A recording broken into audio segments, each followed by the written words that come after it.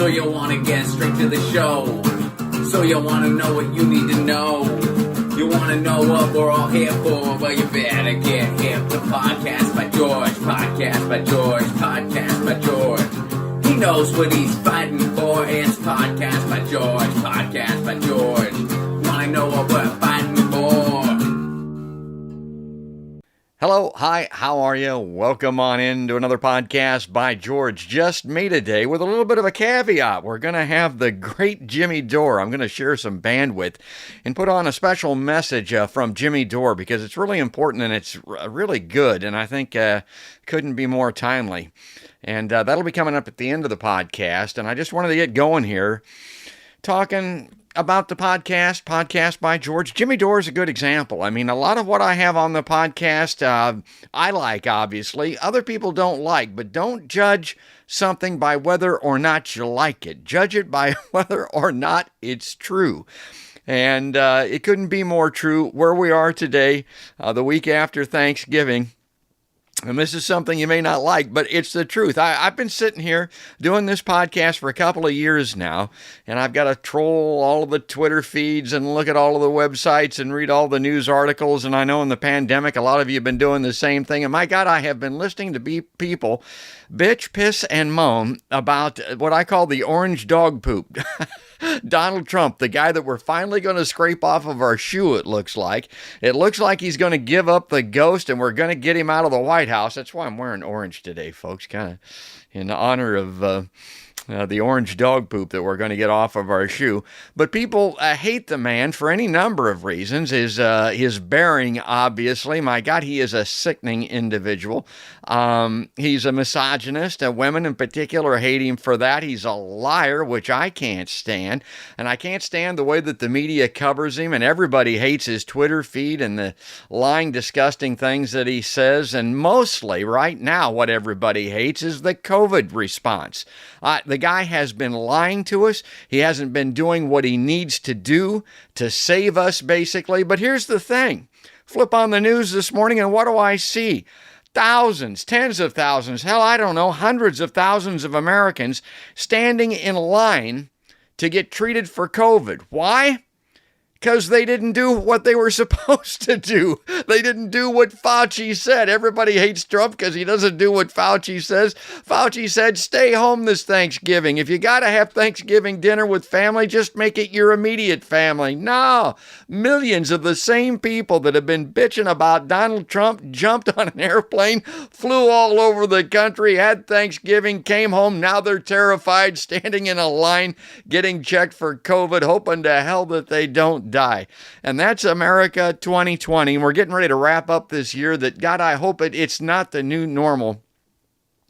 It is the worst year maybe in my life because I haven't been able to do the things that I like to do and that I want to do. I'm with everybody on that. I hope that we get it behind us, and I hope that the new year with a vaccine is something different than what we've had. But 2020, as I say all the time, is the year of being potentially dead planet-wide because of a nuclear strike, accidental or on purpose, from a submarine. In 20 minutes, we're all dead. In 20 years, the climate scientists tell us we'll all be dead if we don't deal with the climate crisis. And to quote the great FDR, who we talk about on the podcast once in a while, 2020 is the year that will live in infamy. It was a bad year to be a human, folks, but it was a good year to be doing a podcast because it's something that I could do from home, and it was news-based. The news all bad, but my God, there's a ton of it, and we had some excellent guests on this year. I hope you've enjoyed Aaron Mate. Captain John Knox was on recently. I thought that was great. Ron Placone, Matt Taibbi, Matthew Ho, and of course, our friend Gerald Posner, the world authority on the Kennedy assassination, comes on every November, and he was talking about his new book, Pharma. That was great. And our regular guest, Dr. Politics, Stephen W. Schmidt, the Lucan Endowed Professor at Iowa State University, telling us about the electoral process, and this election just passed. Those were always great. Dr. Andrew Nish, leading us through this pandemic from a medical perspective, trying to tell us what we should and should not do, and also letting us know about the process of the vaccines. And of course, that's all in the news right now. And folks like Laura Bellin, these independent journalists, the national names that I mentioned earlier, but Laura leading the way here in the state of Iowa, unveiling the incompetence, and maybe it's more than that. Maybe there's some corruption there in the governor's office here in the state of Iowa in dealing with the coronavirus. So as long as we're talking about the state of Iowa, let's go to a news story here today that I wanted to talk about. And again, this may be something that you don't like, but it's truth. So here's the article from this morning's Des Moines Register, part of the USA Today network. A board certifies a 6-vote victory. 6 votes. It says Hart is likely to challenge the wind by Miller Meeks. Well, why wouldn't you with 6 votes, I guess? But a state board certified Iowa Republican Marionette Miller Meeks says the representative-elect for Iowa's 2nd Congressional District Monday in a race that came down to just 6 votes, the closest federal election in the country this year. In the entire United States of America, folks, we got it right here in our congressional district, the 2nd Congressional District, 6 votes. Though Democrat Rita Hart is likely to challenge the results in court, the action marks the end of weeks of recounts that showed a steadily narrowing race. Okay, here's what I wanted to say about that. If you think your vote doesn't count, my God, thousands of ballots cast, tens of thousands of ballots, and 6 votes are going to separate that race. It'll be recounted, obviously. It's got to be, I guess. But your vote does count when it comes to this election. Now, that said, it has to do who you're voting for, who your choices are, and in this damnable 2-party system that I talk about all the time, the irony here couldn't be more striking to me because I think 6 votes, I think of 6 congressional representatives that the state of Iowa has, 4 on the representative side, and of course 2 U.S. senators here from Iowa. We've recently had a vote, and you heard me talk about this on the podcast, and I will not give this up. It is the best illustration I can think of the problem that we're confronted with as the country has moved so far to the right, including the state of Iowa. All 6 of those congressional representatives voted against withdrawing from Afghanistan. Yeah, that was a vote that was up, and it was defeated in the House and in the Senate. And then also there was a vote to reduce spending, military spending. It was proposed by Spokane up in Wisconsin by 10%. Military spending that has increasingly increased for decades. Trump, the orange dog poop guy that I talked about earlier that the Democrats say is an agent of Russia, that he's a traitor, that he's guilty of treason, that he ought to be hung by his thumbs, if not another body appendage. That's what the Democrats think. They gave the dude $130-some billion extra dollars a couple of years ago to bomb the shit out of people around the world. That's who the Democrats think should have $136 billion more dollars to bomb people. And of course, that money doesn't get rescinded unless a measure like this passes, and it didn't. So that money goes into perpetuity, and the increases that come in future years will come on top of that money. That's all part of the 2020 world that we live in. People, we need change. I mean, we need change desperately. And so what did we do? We had some good candidates. We voted in a guy that is most representative of the status quo, of a return to yesteryear in America. Joe Biden, the policies and the programs that resulted in an electorate, partially, media plays a big role in this, but media's just, following the donkey, so to speak. But the programs and policies that resulted in a Donald Trump being able to get elected, that's the guy that the Democrats turn around and nominated and just elected. So let's get back to the numbers here, because there's 3 big numbers, 3 big areas that I want to talk about just briefly before we get to Jimmy Dore. One of them is climate change. The other one is war and healthcare. But let's start with climate change. I think it is the biggest thing that we need to talk about all the time that we never talk about because the talking heads on mainstream media aren't much interested in it because it doesn't pull ratings. We have to have a 14-year-old girl.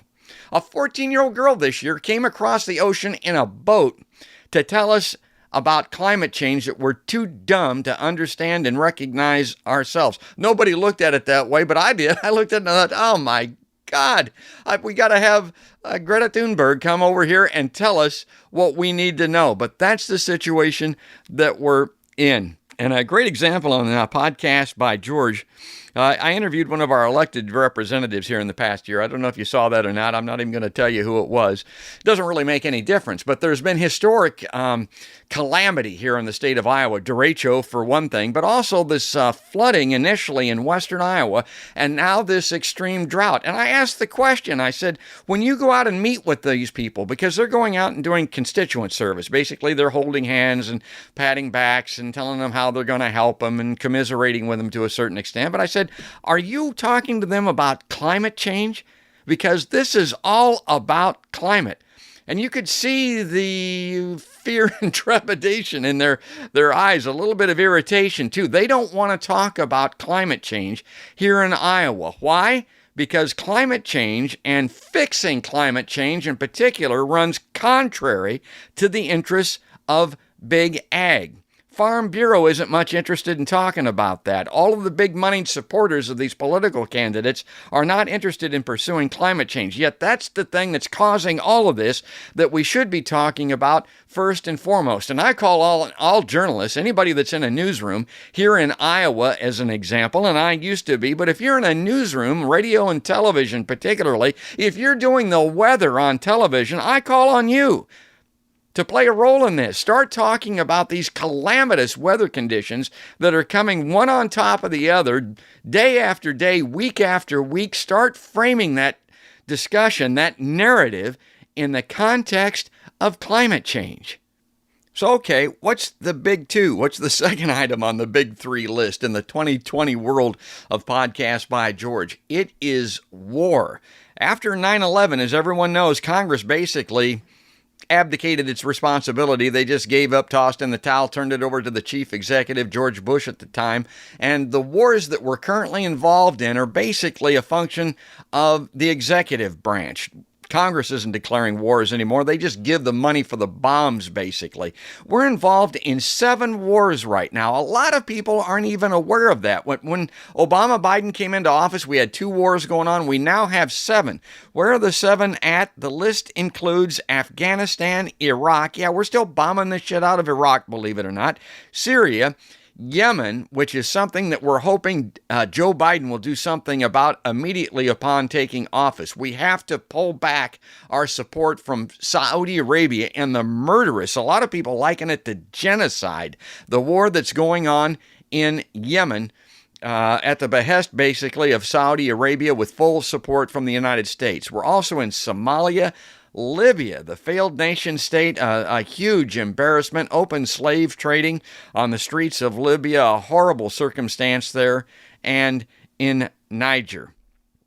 And I want to read this to you as we move ever closer to war. Really, that's what's happening around the country. There are 3 hot spots that you want to keep a real close eye on, particularly with Biden coming back in, because they made a run at Syria once before.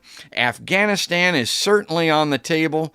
As the Monroe Doctrine, as it's called, control of the Western Hemisphere by the United States. We want Venezuela, folks, and we want that oil that's down there and the natural resources, and that's what that's all about.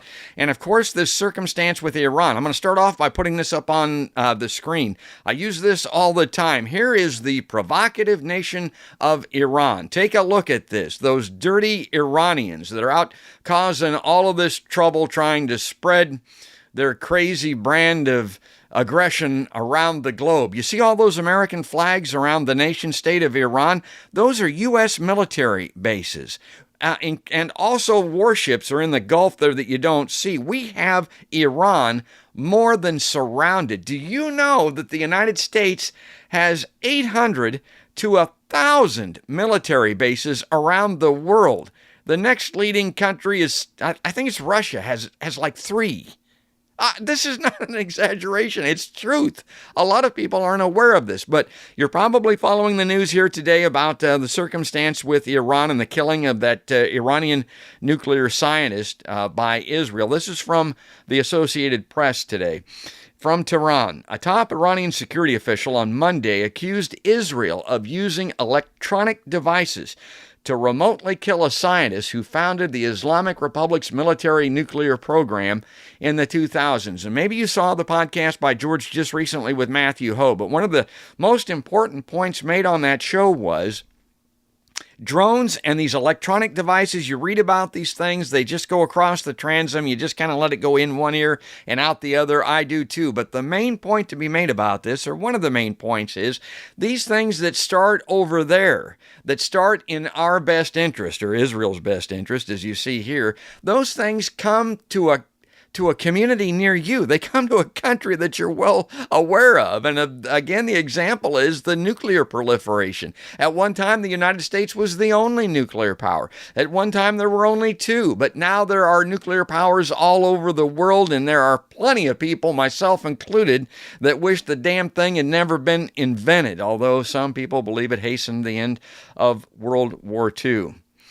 So this secretary of the country's Supreme National Security Council made the comment at the funeral for motion, I'm not going to try to pronounce the guy's name, where Iran's defense minister separately vowed to continue the man's work with more speed and more power. You look at that and you think to yourself, what is it with Iran, particularly being surrounded like this? Why are they pursuing that nuclear power program? You look at it and say they don't need it from a power perspective. They're sitting on a keg of oil, basically. They can power everything that they want to with oil. Well, it's part of what is called the Libya solution. We mentioned that earlier. If you'll recall, think back in history, we told Libya that if they gave up their nuclear power program, Muammar Gaddafi, we would cease and desist in trying to overthrow his government. He thought that was an equitable trade. He gave up his nuclear power program, and when there was no threat of nuclear weapons, guess what we did? Do you remember the last time you saw Muammar Gaddafi? He was being pulled out of a sewer pipe and being bayoneted to death by what people say are CIA-sponsored insurgents.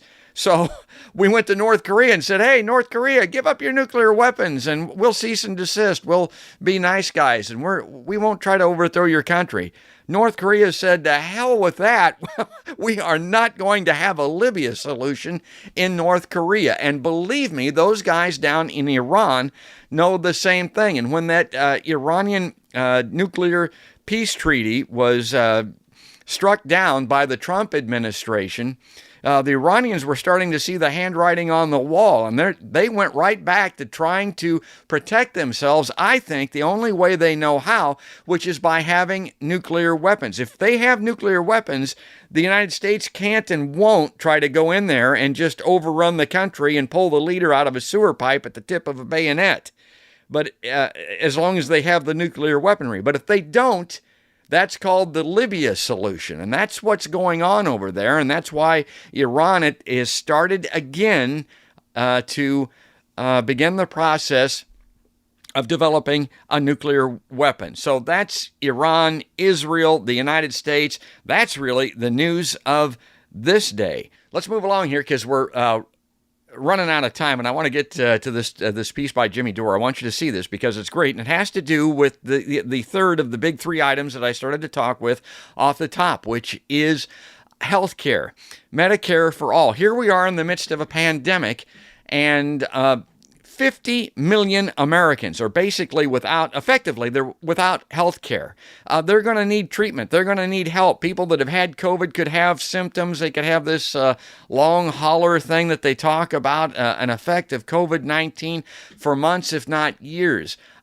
Everybody needs to have health care. It's a human right. All of the first industrialized nations, as they refer to it around the world, they all have health care. What is that? It's Medicare for All. What is the status of Medicare for All in the United States? You have a democratically controlled House of Representatives that will not bring it to a floor vote. You have a president-elect, Joe Biden, that says if Medicare for All is brought to his desk, if it passes both houses of Congress, he will veto it. But there is a means to at least start the ball rolling, a means of getting health care to Americans. And it begins in the House of Representatives, and it begins with this great idea that the inimitable Jimmy Dore has. Let's check this out. Here's the bandwidth that I'm going to share on Podcasts by George with Jimmy Dore. I have got an actual plan to get us a vote on Medicare for All in the House of Representatives. What?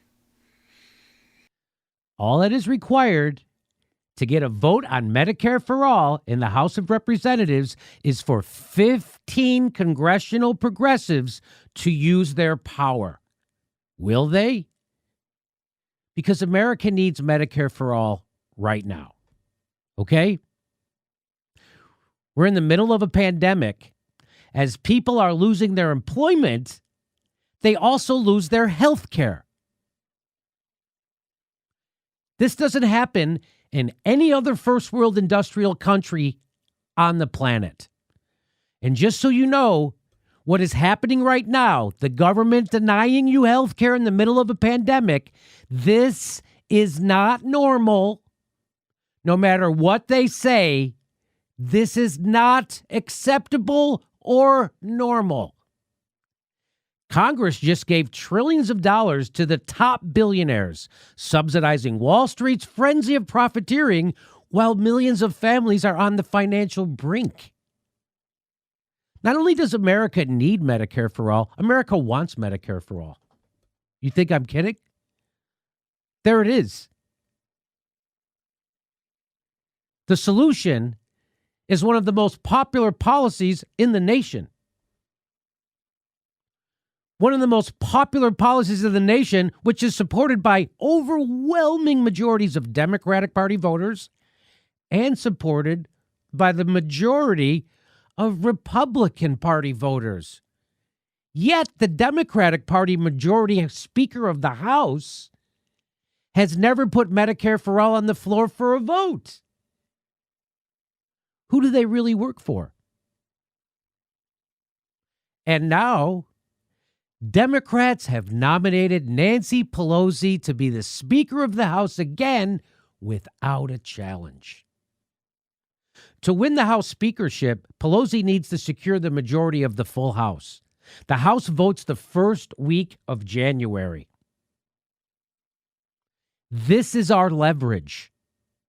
Now is our time. It's our time now. I call upon all elected House members, all the members who ran on Medicare for All, and for all the members who are part of the Progressive Caucus in Congress, all the members of the squad. What we need to do now is we need to work together as a movement. What do we need? We need 15 Democrats. That's all we need. 15 Democrats to tell Nancy Pelosi that you will not vote for her as Speaker unless Medicare for All is put on the House floor for a vote. That's it. It's really that simple. Now is the time for progressives to exercise their power, play hardball, and use their power for the benefit of their constituents. Pramila Jayapal's Medicare for All legislation, House Resolution 1384, I want you to tell Nancy Pelosi to put that legislation on the floor for a vote. Make Pelosi promise on video, in writing, or in public that she's going to do that. No vote for Nancy Pelosi unless Medicare for All is put on the House floor for a vote. There's nearly 100 members of the Progressive Caucus. There's 100 members. Look at this. We only need 15 members to pull this off. 15 members withholding their vote for Nancy Pelosi will show that progressives are willing to exert power to help the people. Force Nancy Pelosi to show the entire country what's more important to her. Putting her own speakership at risk by following donors' orders or getting Americans health care. This is where you force progressive House members to reveal who they answer to. Do they answer to their constituents or do they answer to the party bosses? The Progressive Caucus, the Squad, Alexandria Ocasio-Cortez, Ayanna Pressley, Ro Khanna, Mark Pocan, Debbie Dingell, Ilhan Omar, Chuy Garcia, Cori Bush, Katie Porter, Jamal Ballman, Rashida Tlaib, Karen Bass, Jamie Raskin, Marie Newman, and Barbara Lee. That's all we need. We need progressive voters to push every one of them. If you voted for them, please ask them, are you fighters or are you careerists? Are you activists for the people or are you posers on Twitter? Is healthcare just a carrot to dangle in front of voters so you can win your next election? Or are you going to fight for it? Here's your chance. People's lives hang in the balance. And I call on everybody in independent media to join this mission. You want a solution? You want an idea? You want a new thought on how we can handle this problem? Here it is. And everybody who has come after me with bad faith attacks, I forgive you.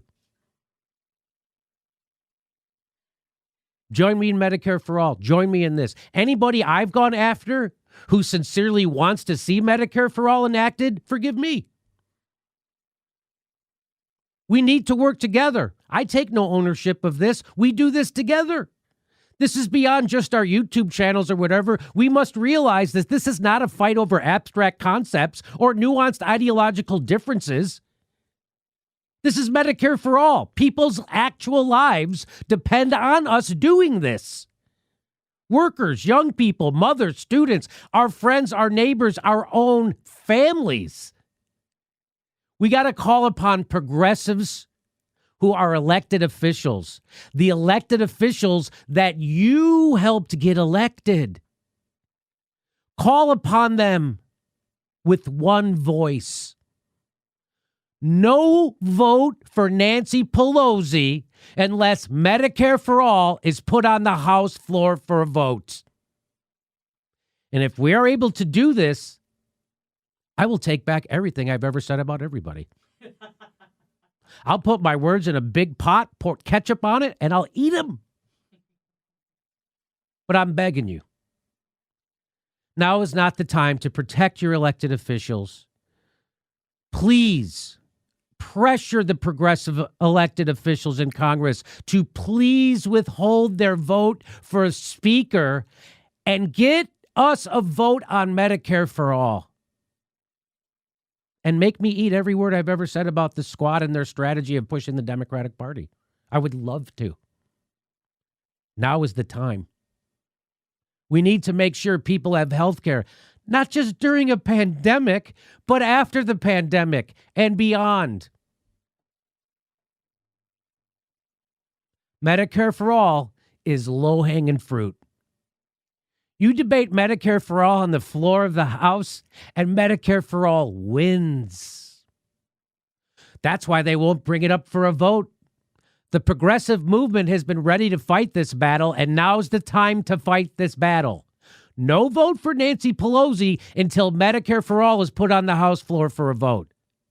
Make Nancy Pelosi promise on video, in writing, and in public. Force the Congress to show which side are they really on. So what happens if Nancy Pelosi has 15 Democrats who are willing to withhold their vote? Well, she has to say she's going to bring Medicare for All to the floor. Or she says, I'm still not doing that. And now a Republican gets elected as the speaker. So it's up to her. It's up to her. Do you give people Medicare for All, or do you let the Republicans take over the House? And this is something the progressives could do. And I'm urging them to do it. You want a solution? Here's your solution. Here's your chance to actually stand up for the people and get us Medicare for All. This is a chance to do it. Are they going to do it? We're going to see right now which side those progressive elected members of the House are on. Are they on your side, or are they on the side of the establishment? Do they take orders, or do they make demands of power? Because Power concedes nothing without a demand. And here is where you play hardball. I'm not voting for Nancy Pelosi as Speaker until she promises to bring Medicare for All up on the floor for a vote. And if that means the Republicans get her the Speaker, then I'm willing to play that kind of hardball. Are the progressives willing to do that? Fingers crossed. All right, so there you go. That's the great Jimmy Dore. Who's Jimmy Dore? Well, he's all over YouTube. He's got like 600,000 subscribers. He's just the kind of guy that you need to start to pay attention to, because what he was just talking about, you're not going to see on mainstream media. That's a great idea. Call those representatives that he was talking about. Play a role in all of this. If you want to get health care in the hands of Americans that need and deserve it to keep people alive, if you want to see a reallocation of some funds instead of buying bombs and missiles, spend that money on health care. If you, as I do, look at the CARES Act with $5 trillion going up the chain to the wealthiest 1% of this country and know that we can afford this, when you see government-run bureaus saying Medicare for All would actually cost less, not only to individual Americans, but to the economy as a whole, Medicare for All would cost less. Do what Jimmy Dore is talking about. Watch Jimmy Dore on YouTube and go to Jimmy Dore on his website, and I'll put the URL up here, and you can subscribe and get every one of his shows. Audio-only versions are available for $5 the long form a month, and then you can get, I think, all of the videos for $10 a month if you want. And of course, his segments are there available for free on YouTube. But we're out of time. That was kind of a little long piece there by Jimmy, but I hope you enjoyed that. And we'll be back with you again soon as we roll through the year that will live in infamy, 2020. But for right now, that's going to wrap it up. That's going to do it. That's all there is. And there ain't no more. That's another podcast by George.